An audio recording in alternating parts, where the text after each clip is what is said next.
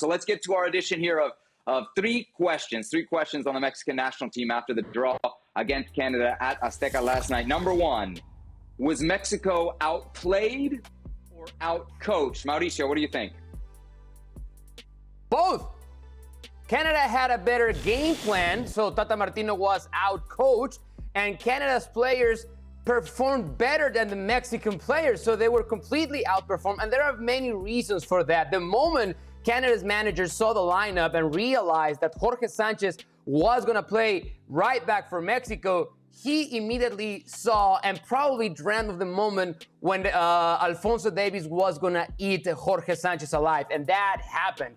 And it's not only that. I think Canada felt in control of the game for most part. They had better spells, and the big problem for Mexico was they had no answers for that. You can start a game very, very slow, but if you don't adjust, if you don't adapt, if you don't come up with answers, then that's on the manager. That's why I believe Tata Martino yesterday was outcoached. But at the same time, there were some individual performances that actually made me realize Canada was just an overall better team than Mexico last night at the Estadio Azteca.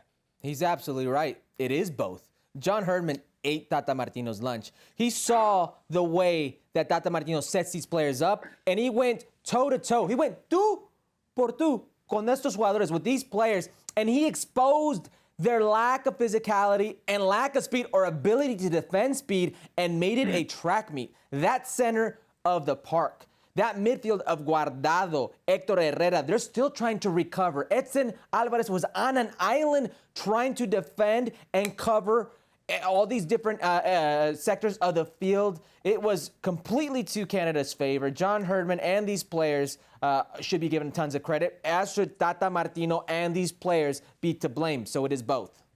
Easy to pick on Tata Martino now. I get it. And I think some of the shine is starting to wear off, right? I think there was a good start, a good honeymoon, but I think that's starting to wear off on Tata Martino. Still, guys, we have to talk about the players. We have to talk about the players that didn't play well. Where was Raul Jimenez? He wasn't the impact that I hoped he'd be. Tecatito, nowhere near the impact. Héctor Herrera, nowhere near the impact. By the way, Herc's number one of the five center backs, Nestor Araujo. What is he doing on the goal? He's one of the three players that say Raul Jimenez?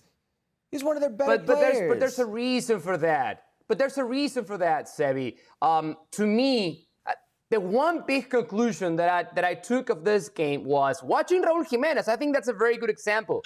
He felt like he was the only guy playing forward. And when he had the ball, Chucky Lozano was 20 yards away from him. Tecatito Corona was 20 yards away from him. And there was no either Andrés Guardado or Héctor Herrera approaching his position. Yes, it felt like it was not Raul Jimenez's best game. But I blame Tata Martino because that's part of his plan. And if the players go out on the pitch, and I'll put it this way. Last night, I saw no difference from Tata Martino's team to Juan Carlos Osorio's team. That's the best team. So I don't know what Tata Martino has been doing in the past 2.5 years. By the way, you mentioned Raul Jimenez. Raul Jimenez had the very exact play with Irving Lozano, Chucky Lozano, left-hand side, slips him through as he had with Wolverhampton a week ago. The only difference was it was put away. Chucky didn't finish. Yeah. Chucky didn't finish. Yeah. Look, maybe picking on Raul Jimenez was the wrong guy, but the big names didn't show up. You can even throw Edson in there. I didn't think Edson was great last night. So HH, Edson, yeah, it's fine. All fair game. But and this is where I'd say it's both, because Tata Martino goes to the bench. He brings on Rodriguez. He brings on Romo. They don't have the physicality, the ability to defend the speed, to make it that type of game. So the tactics were off from Tata Martino. That's where I agree with Mauricio on this.